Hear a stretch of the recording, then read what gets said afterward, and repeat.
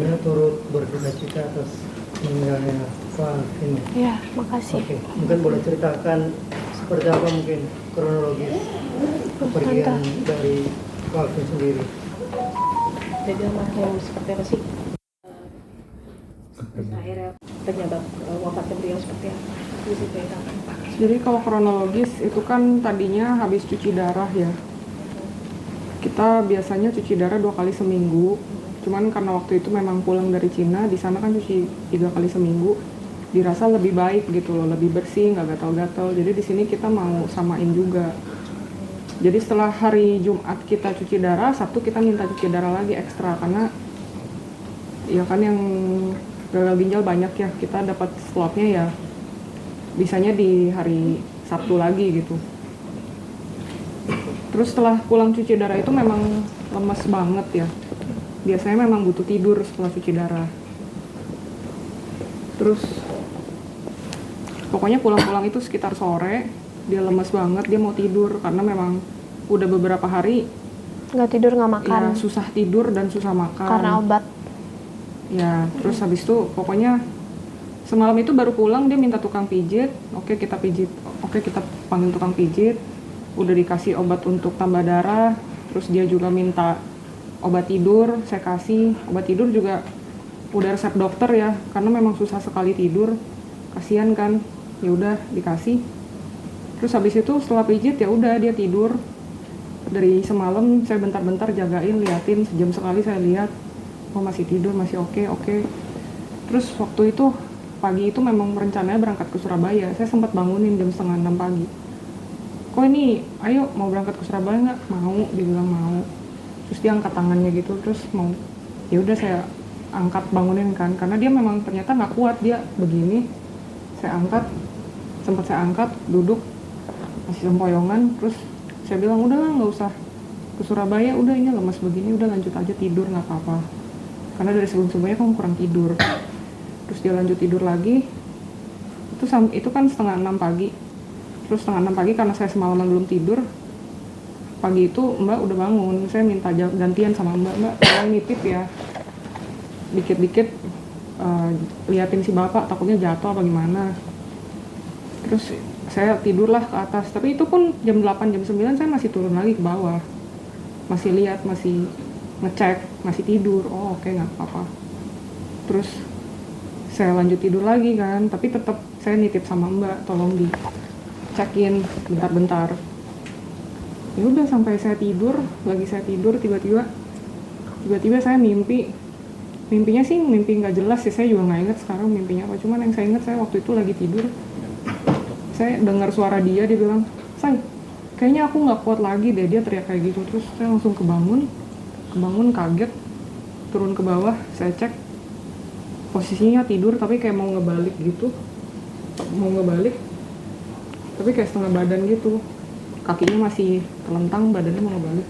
Terus saya giniin, terus udah agak ini kan, udah Biru. agak biru. Terus saya gini-ginian, saya tepok-tepok, nggak respon, tapi birunya langsung ini lagi, putih lagi, kayak normal lagi. Terus udah saya langsung teriak, panggil orang-orang minta bantu bawa ke rumah sakit terdekat. Di rumah sakit dicek EKG udah asistol. Itu sih. Berarti pada saat masih di rumah di gini udah masih ada napasan nggak, atau udah?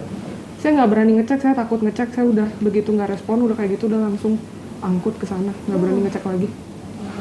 Siapa aja waktu itu di rumah? Sehat semua pada kesini? Ada kita Iya, berdua, kita ada masuk ke sama bawah. di rumah ada Mbak juga, ya, ada Mbak, asisten. ada asisten, ada supir, Ya. angkut semua langsung gotong. Kak, ini kan menjawab semua terkait statement yang viral yang mungkin terkait meninggalnya Alvin karena podcast Dennis Suker. Mungkin itu banyak pertanyaan ya dari netizen juga itu. Sebenarnya itu benar apa enggak sih? Gitu. Enggak, itu nggak benar ya. Tadi udah dijelasin kronologinya gimana. Saya pikir netizen juga pintar lah. Ya.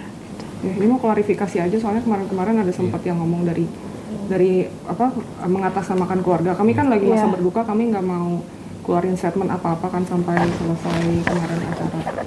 Ya, di sini kami mau klarifikasi aja sih, kalau Alvin meninggal karena stres uangnya Agus ke sana, itu nggak benar ya memang karena dia lemes aja sih, udah memang Udah nggak kuat. udah nggak kuat. Terakhir komunikasi atau pesan terakhir dari Alvin sendiri apa sih Kak, ke keluarga terutama ke Kak sendiri? Gak ada pesan terakhir soalnya memang nggak nyangka bakal pergi, kan niat terakhir juga mau Ke Surabaya. Surabaya, tapi yang sering kali bilang ke kita sih selalu bilangnya nanti kalau papi udah nggak ada, ini harus tetap dilanjut ya, kalian Iya. tetap harus lanjut, semua tim harus tetap lanjutin perjuangan Iya. papi udah susah payah bikin ini semua. Tapi merasa ada yang ini nggak sih, janggal atau ada tanda-tanda bahwa hal yang aneh itu? Enggak, Nggak ada. Dari keluarga bener-bener tiba-tiba sih Iya. sampai sekarang Nggak ada juga tanda-tanda. masih, iya. Sosok seperti apa sih? Apa manggilnya papa apa? Kalau ini papi, kalau saya koko. Ya mungkin Yaudah. Seperti apa sih di di rumah? mata keluarga. Ya udah aku dulu habis itu tante ya. Ya kalau di mata aku sendiri ya, papi ini ya, kalau di media di luar kan orangnya keras, suka marah-marah, terus bold, frontal banget gitu kan, all out. Ya aslinya memang juga seperti itu. Di kita ya tegas juga orangnya, suka ya kalau ada yang nggak bener ya dimarahin aku. Ya aku juga nggak suka papi aku suka marah-marah kayak gitu. Tapi ya marah-marah kayak gitu biasanya kritik yang ngebangun, dan nggak semua yang di luar, maksudnya nggak semua diperlihatkan. Ada juga papi tuh ada sisi lembutnya, sisi bocahnya, sisi yang butuh kasih sayang kayak gitu, itu juga ada. Dan orangnya yang family man banget, provider untuk kita semua, selalu ngasih yang terbaik buat kita gitu. Dan ke orang-orang juga gitu, tipe orang yang royal banget, suka bagi-bagi duit lah. Papi aku itu kalau biasa ke pelayan di restoran atau ke satpam gitu, suka bagi-bagi duit. Tapi papi nggak pernah berkekurangan. Walaupun ini sempat aku singgung juga ya di waktu itu pas aku pidato pas di rumah duka. Papi aku nih ya sering ngomong-ngomong tentang dia anak naga. Dan orang-orang komennya pada, enak lu dapet duit dari warisan, dapet duit dari hasil ini itu, korupsi gini-gini bla bla. Tapi papi aku tuh untuk membangun ini semua tuh butuh kerja keras gitu. Dulu hidupnya tuh susah. Aku juga susah dulu. Aku sama papi aku kemana-mana motoran. Terus aku udah mau tidur ditepok, bangun aku disuruh nyanyi lagu bintang-bintang kecil di motor. Jadi dulu kita susah-susah bareng. Terus pernah waktu itu habis belanja telur, aku nggak sengaja mecahin telurnya. Terus papi aku bilang, ceroboh banget sih kamu mecahin telur, nanti kamu makan telur yang pecah ya kayak gitu. Tapi abis itu papi bikinin aku yang baru. Walaupun sekarang papi tuh nggak apa-apa ya, mintanya mbak sama atau enggak kita minta dimasakin, minta dipijitin gitu. Tapi dulu papi tuh yang ngejagain aku, yang masak buat aku, yang waktu kecil mandiin aku kan, waktu aku masih bayi, yang bersih-bersih itu papi semua, yang kerja juga papi. Jadi papi itu dulu sekaligus menjadi mami dan ayah buat aku dari dulu. Selalu papi aku yang jagain aku, dan kemana-mana selalu berdua sama papi aku. Makanya aku sayang banget sama papi aku gitu. Dan selalu mau ngasih yang terbaik buat kita. Ya kalau papi aku sendiri ya sebenarnya nggak peduli sih. Sendal aja udah dari dulu berapa tahun sih nggak ganti.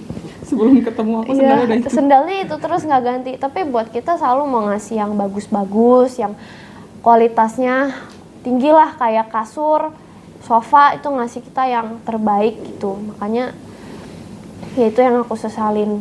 Harusnya papi bisa menikmati juga, tapi aku sudah cukup bersyukur sih. Aku sempat mikir waktu itu kan, kok papi ninggalin aku sih di saat sekarang aku berasa masih kecil dan masih butuh papi aku.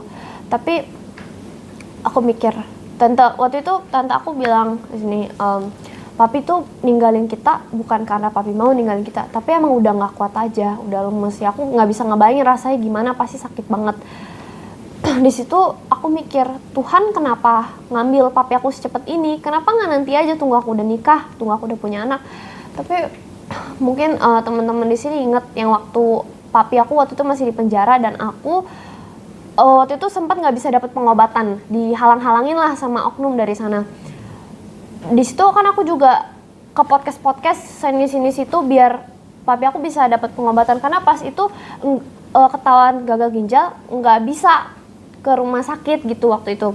nggak bisa cuci darah, susah untuk dapat pengobatan. Di situ papi aku udah kayak orang yang keingetan lah, kan udah ureum racun numpuk muntah-muntah, dan di situ kayak aku takut papi aku pada saat itu meninggal. Mau ke podcast sana sini dan aku sama tante aku sempat kita nangis bareng dan takut papi kenapa-napa.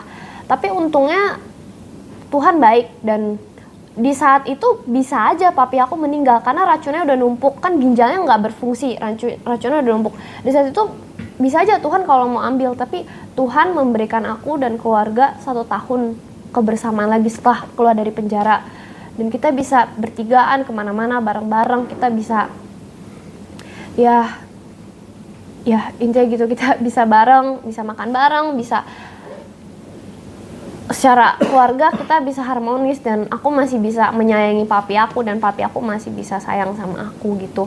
Aku waktu SMP nggak begitu dekat sama papi aku karena papi aku juga tipikal orang yang keras, tapi nggak tahu kenapa karena di situ pada saat papi aku masuk penjara, aku kayak ngerasa papi aku ini juga anak yang butuh kasih sayang gitu. Kayak papi aku tuh juga kayak anak kecil yang butuh disayang gitu loh. Kadang bertingkah kayak bocil, apalagi kalau ke tante aku muy kayak gitu. Walaupun pasti di sini nggak ada yang nyangka karena papi aku kalau di podcast kan marah-marah terus bentak-bentak oknum polisi lah. Tapi kalau sama keluarga ya kayak gitu, suka ya apalah, kalau ya manja lah gitu. Kalau di gereja kadang kita suka, misalnya nih papi aku sering kayak gini di gereja gitu. Makanya kemarin pas di rumah duka aku nangis karena nggak bisa meluk papi lagi, dan kesukaan papi tuh nonton gitu kan, terus suka makan bareng, suka makan enak, kalau kemana-mana selalu ngajak orang traktir makan, terus selalu ngisengin kita beli sana beli tuh, mau itu gak beli gitu, selalu mau ngasih kita yang bagus gitu.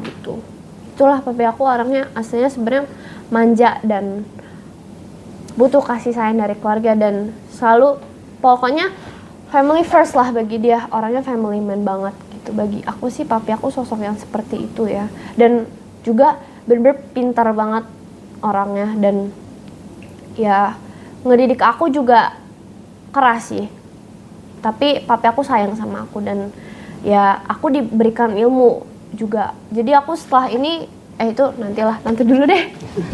Aku kebanyakan ngomong kayaknya. Udah panjang lebar sama Kat. Ya intinya kalau meskipun di luar kelihatannya keras, suka marah-marah, tapi aslinya lemah lembut dan baik hati. Dia keras begitu karena dia sayang sih. Kita semua juga gitu, kalau dia sayang ya dia akan kerasin. Kalau dia nggak sayang ya dia akan cuek aja, bodo amat. Bahkan kadang beberapa kali sempat, kalau misalnya ngobrol sama kita ya, kadang kan ada pesaing atau apa gitu kalau bisnis. Kadang-kadang kita kayak, kok itu ini loh, kayak bukan gimana sih, cuman kayak ngobrol aja, kok ini loh dia kayaknya mau ikut-ikut kita nih, kok bikin ini, dia bikin ini. Setiap kali ada yang kayak begitu dia tuh selalu udah biarin aja gitu. Kayak beberapa kali kayak ya ada klien diambil atau apa ya, namanya bisnis kan ada yang kayak begitu, selalu kayak udah biarin aja gitu sih. Jadi di balik kerasnya ya orangnya di dalamnya lemah lembut, dan ketika kalau ngurus perkara juga nggak pernah ada hard feeling gitu. Dia selama ini cuma jalanin tugas aja. Kalau misalnya udah selesai atau apa ya dia juga nggak menaruh dendam sama orang yang si lawannya itu, nggak pernah. Iya, tipe orang yang mikir, oke, kita berantem hari ini, besok kita bisa jadi teman baik gitu. Papi aku kayak gitu orang. Sama itu kan klarifikasi juga yang si RS itu, Roy Sakti, yang dia bilang papi pansos. Iya, dibilang. Ya, tuh. Katanya yang perkara Agus Novi itu cuma untuk pansos-pansosan. Kemarin nggak gitu sih sebenarnya. Ya mungkin salah sebut aja pilihan katanya, tapi maksudnya bukan pansos-pansosan sih itu. Memang dari awal nggak mau pure ngebantu aja. Dari awal udah bilang ngeliat sama kita. Di sosmed kan, ini kenapa sih nih, ini FYP Agus mulu nggak beres-beres. Iya, kan ayo kita beresin kayak gitu. Kan beberapa media juga udah banyak yang ngontek kan, suruh kasih tanggapan kan, tapi nggak pernah digubris kan. Sampai diminta tolong sama temennya, buat buat bantuin. Ya udah akhirnya dia maju, itu pun bilang dulu sama kita, Iya. "Say, ini aku mau maju bantuin Agus." Tapi kalau aku maju bantuin Agus pasti aku bakal dibully satu Indonesia. Loh, terus kenapa? Ya nggak apa-apa, kasihan Say, orang udah buta begitu, mana ada sih yang mau buta abis gitu dibully satu Indonesia. Kamu bayangin kalau kamu punya saudara apa keluarga kamu digituin gimana gitu. Iya. Jadi tapi dia tetap bodo amat. Iya. Sama kayak waktu dulu dia ditahan juga gitu, kayak udah pernah yang pernah. Indosura ini. Iya. Saya kalau aku nanganin ini, Saya bisa ditahan ini, dia bilang gitu. Tapi kalian siap-siap ya, saya mau ditahan gitu, saya mau diincer ini. Jadi dia tuh kalau pegang kasus atau apa tuh nggak pernah setengah-setengah. iya selalu all out sampai akhir. Ya, meskipun mulutnya kayak gitu ya itu karena dia menjalankan tugas aja sih. Ya kan dia ya kalau bukan kayak begitu bukan Alvin Lim namanya. Itu sih. Banyak yang rekan-rekan sejawat yang mengatakan bahwa keinginan Alvin betul-betulnya ingin meneruskan cita-cita sebagai pengacara. Seperti apa? Iya pastinya aku bakal lanjutin perusahaan papi aku. Aku bakal jadi pengacara dan aku berbeda sama papi aku. Walaupun banyak ya bilang ini mirip sama bapaknya. Ada kemiripan, cuman gaya aku kalau papi kan lebih berani banget, bold, all out. Kalau aku tipe yang lebih ya, menurut aku lebih kalem sih. Tapi ya aku juga ada kemiripan sama papi aku. Tapi ya papi aku pernah bilang, kamu kalau bisa jadi pengacara kamu nggak harus ikutin papi kan emang tipenya kayak gini, kamu bisa pilih style kamu sendiri kayak gimana gitu. Jadi yang pasti aku bakal terus ngelanjutin dan ya ada kemiripan sama papi aku, cuman nggak bener-bener kayak papi aku banget yang apa ya, kalau ngomong nggak, pokoknya kalau papi ngomong kan nggak ada tuh di filter sama sekali, ngomong apa aja yang ada di pikirannya. Kalau aku ya aku lebih berhati-hati kalau berbicara gitu sih.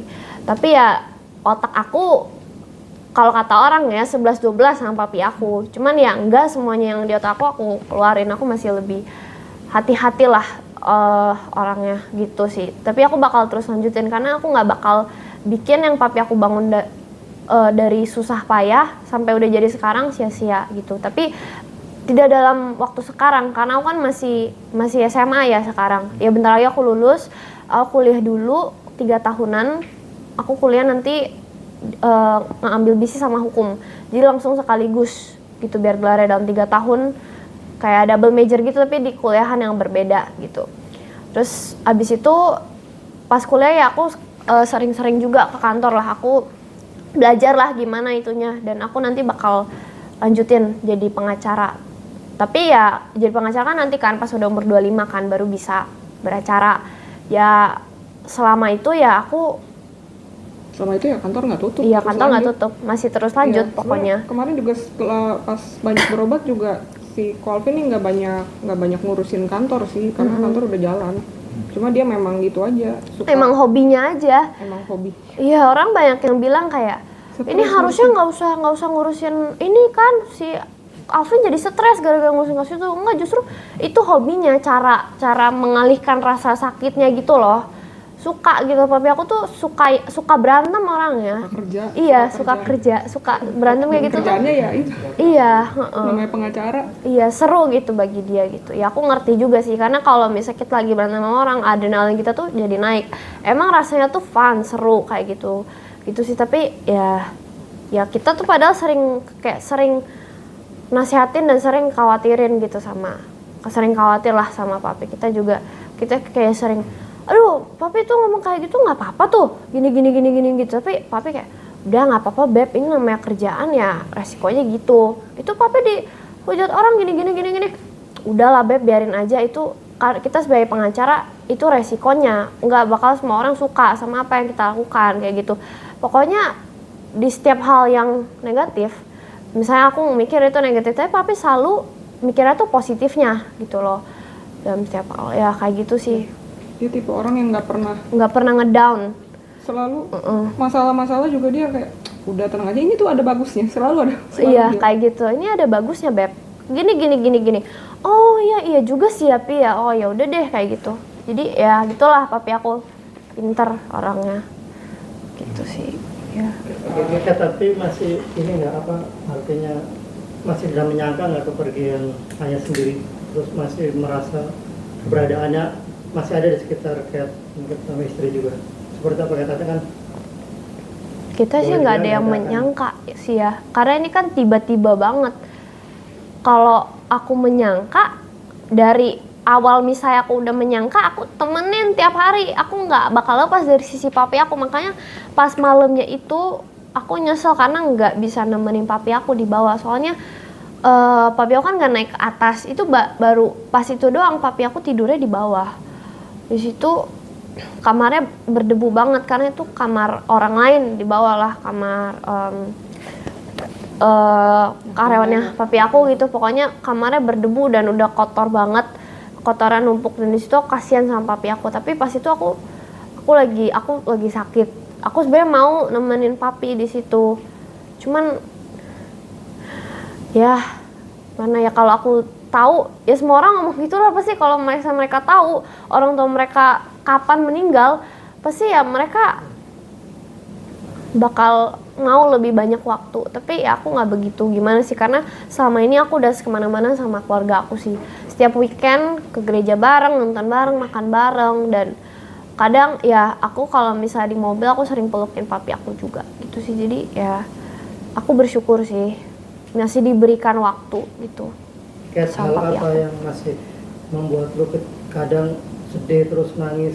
Apa mungkin apa Ada hal apa momen tertentu apa nggak sih? lu melihat benda-benda ayah atau apa mungkin yang membuat lu kadang sedih terus nangis teringat lagi? Apa ya? Keadaan yang bikin sedih ya tersadar kalau misalnya yang aku kan sama dari kecil sampai gede kan cuma sama papi aku. Cuman papi aku yang ngerawat aku, yang kasih aku makan gini-gini. Waktu itu belum ketemu Tante Pio. Ketemu Tante Pio itu pas SD. Tapi ya itu satu-satunya yang kayak apa ya, kalau Tante Pio kan secara keluarga kan mami aku gitu kan.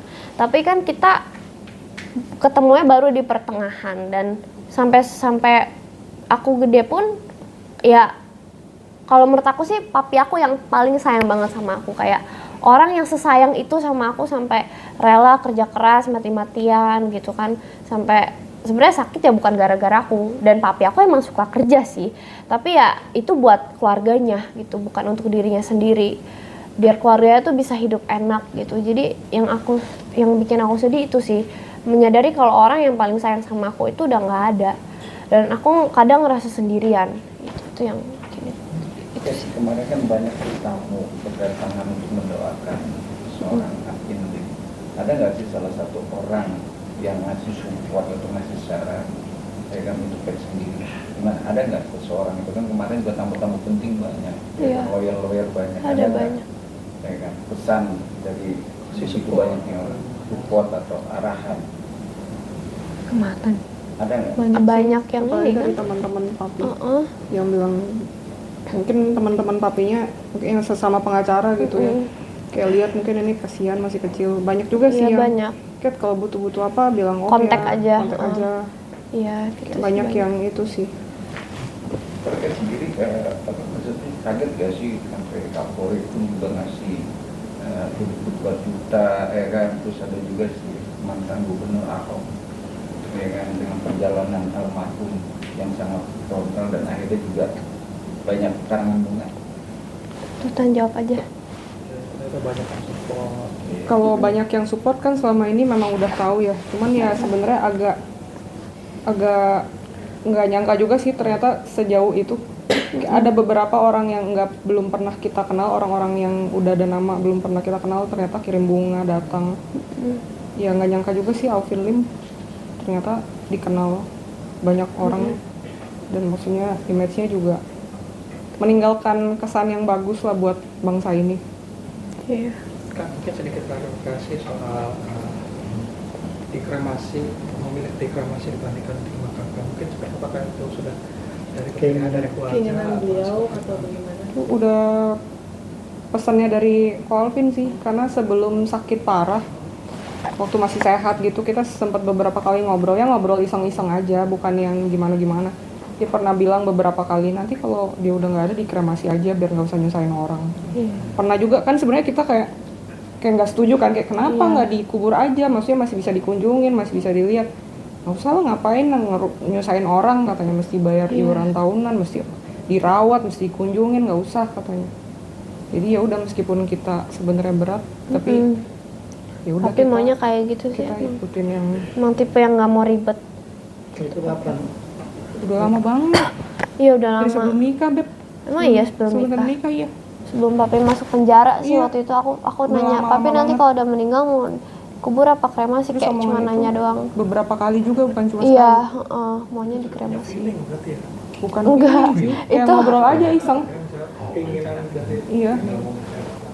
Enggak, itu waktu lama sebelum papi di penjara, sebelum gagal nikah. ginjal.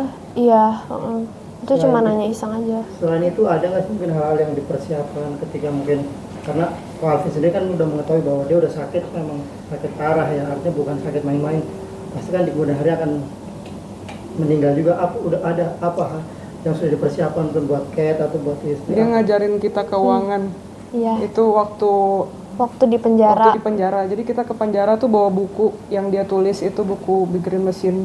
Ada tuh bukunya kalau mau itu. Iya, Ke Mario. kopi green Boleh machine. ambil, boleh tolong ambilin.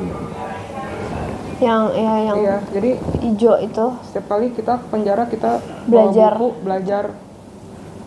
Jadi sebelum kan dia ngajar kelas keuangan. Ngajar, iya. Jadi setiap kali kita ke tahanan kita bawa buku ini, bawa pulpen, bawa catatan. Jadi kita belajar.